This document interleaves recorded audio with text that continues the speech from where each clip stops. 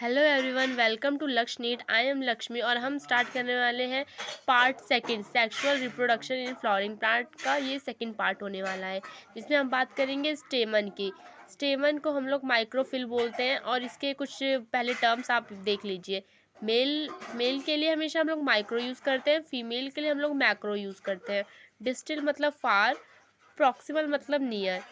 Anther, सबसे पहले आप ये देखिए, ये होता है थैलमस। थैलमस का हम लोग इसके ऊपर जो होता है ये होता है फिलामेंट, ये स्टिक की तरह।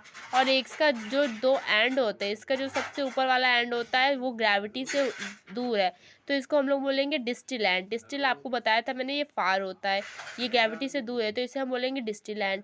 ये ग्रेविटी के पास है तो इसे बोलेंगे प्रॉक्सिमल एंड। और इसके ऊपर फिलामेंट के ऊपर एंथर होता है।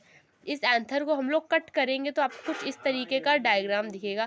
आप चाहे तो इसे एनसीईआरटी में भी देख सकते हैं, सेम एनसीईआरटी में भी इस एंथर को कट कर दे तो कुछ इस तरीके का डायग्राम है। इसे आप इजी वे में इस तरीके से समझ सकते हैं। टेट्रागोनल, क्योंकि इसके 4 साइड से इसलिए इसे टेट्रागोनल बोलेंगे।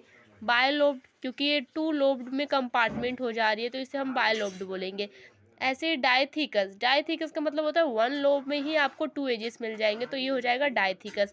टेट्रास्पोरेंजिएट मतलब 4 माइक्रोस्पोरेंजियम, इसके चारों साइड्स पर 1 माइक्रोस्पोरेंजियम आपको मिलेंगे, इसलिए हम इसे बोलेंगे टेट्रास्पोरेंजिएट। ये जो होता है यहाँ पर इसके कॉर्नर्स पे ये सर्कल मैंने बनाई, ये माइक्रोस्पोरेंजियम है जिसको हम लोग थीका टिश्यू भी बोलते हैं।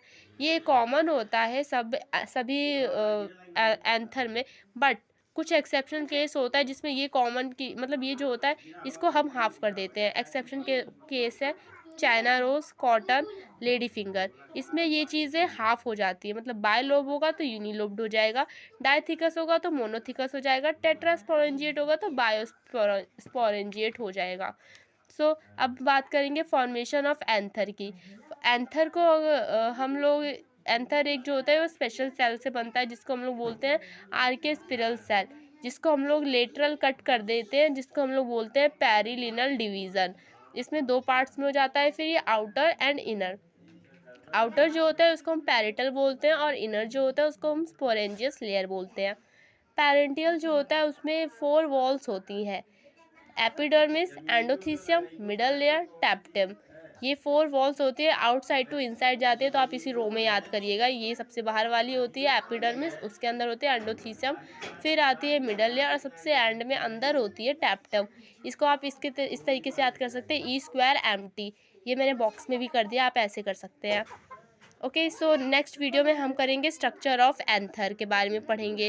और आपको मैं बता दूँ, ये स्पोरेंजियम टिश्यू जो होते हैं ये एमएमसी बनाते हैं, मतलब microspores mother cells. Microspore mother cells बनाते हैं माइक्रोस्पोर्स, और ये पॉलन ग्रेन्स बनाते हैं। अगर यंग रहेगा एंथर, अगर यंग रहेगा तो वो माइक्रोस्पोरेंजियम बनाएगा, और अगर एंथर मैच्योर हो जाएगा तो वो पॉलन सैक बनाएगा। नेक्स्ट पार्ट में हम लोग स्ट्रक्चर ऑफ एंथर करेंगे। आज के लिए इतना ही। Bye bye.